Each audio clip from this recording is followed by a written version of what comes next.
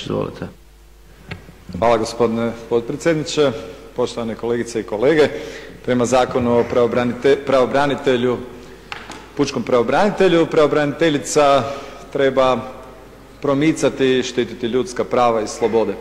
Nažalost, koncept ljudskih prava, pa tako i koncept borbe protiv diskriminacije se može zloupotrijebiti, odnosno njime se može manipulirati. Zašto i kako? Ljudski rod je temeljen na vrijednostima. Svako ljudsko društvo, država je temeljena na vrijednostima. Primjerice, Hrvatske države ne bi bilo da nije bilo ljubavi prema domovini od branitelja koji su išli i branili Hrvatsku. Jednako tako, ljudski rod se ne bi razmnožavao da nema ljubavi prema ženi, ljubavi prema mužu, ljubavi prema djeci. Dakle, jednostavno vrijednosti su ono što temelji ljudski rod. Danas živimo u pluralnom društvu u kojem ljudi cijene različite vrijednosti. Imamo ljude koji imaju jednu skupinu vrijednosti koje su im važne u životu, neki ljudi imaju druge skupine vrijednosti, neki ljudi imaju nikakve vrijednosti. Što ćemo s tim ljudima? Ne možemo ih potjerati, niti ne želimo, svaki čovjek ima pravo na život. Međutim, što se sad događa? Sad se događa da oni koji imaju nikakve vrijednosti ili neke druge vrijednosti, kad ova prva skupina promovira neke vrijednosti, onda ovi drugi kažu ne, vi nas diskriminirate promovirajući ove vrijednosti. I na taj način dolazimo da se vrijednosti valjda ne smiju više promovirati.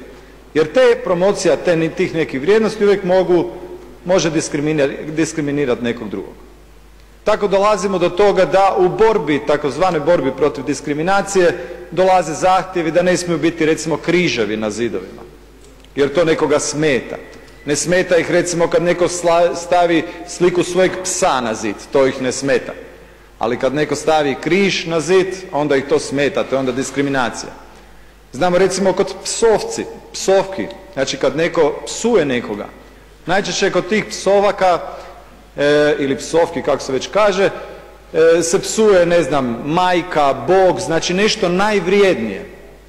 Znači valjda je u nekakvoj psihološkoj prirodi čovjeka kad želi nekome nešto zlo, da onda vrijeđa ono što je tom drugom čovjeku najvažnije. Imamo recimo slučajeve, iako ne volim govoriti o homoseksualnosti, ali spomenut ću to, da kad smo mi pozitivno govorili o braku, jednoglasno i javno su homoseksualne udruge govorile da što govorimo o braku, da o tome ne treba govoriti, da je to zastarjela institucija. Nekoliko godina nakon toga tražili su pravo na brak, pa se ja postavljam pitanje što će im pravo na brak ako smatraju da je to zastarjela institucija.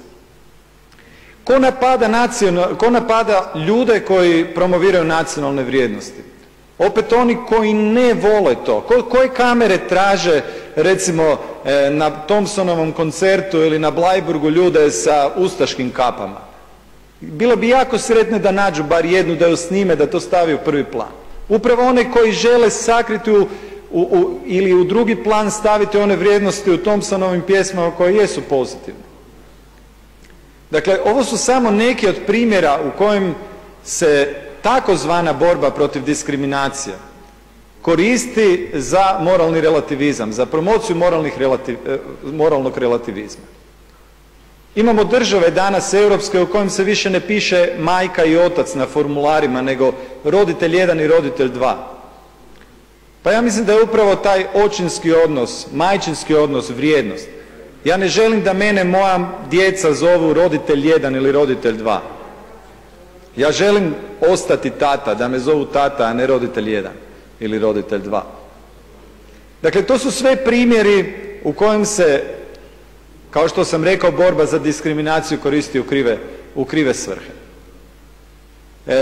Danas u Hrvatskoj, u stvari u ovoj raspravi, reći ću konkretno, možda je gospodin Pecnik najjasnije definirao rad pravobraniteljice. Kad je rekao da treba štititi prava onih vjerskih zajednica koja su manjine. Ili kad postanete katolici, kad postanete manjina, onda ćemo štititi vaše vjerske slobode i prava. Kad se borba protiv diskriminacije koristi protiv promocije vrijednosti koju često baštini većinski narod, kao što su nacionalne vrijednosti, kao što su kršćanske vrijednosti u hrvatskom narodu, onda to više nije dobro. I danas u stvari kad glasujemo o ovom izvješću, onda glasujemo u stvari za koji vid borbe za ljudska prava se zalažemo. Za onaj vid u kojem se štite prava svih ljudi, pa i onog većinskog naroda, ili samo manjina. O tome se sad radi. Meni nije sporan onaj dio rada pravobraniteljice u kojem ona zaista štiti potlačene i bori se za njihova prava. Ali mene jako smeta i zabrinjava onaj dio kad se ne brine i ne štiti prava i slobode većine u hrvatskom narodu. Mislim da taj trend trebamo promijeniti, da mi trebamo imati pravobranitelje koji će štititi prava svih ljudi, koji će štititi slobode svih ljudi. Jučer sam naveo 3 ili 4 primjera u kojem to nije bio slučaj, u kojem smo eklatantno imali kršenje i zapostavljanje prava drugih ljudi.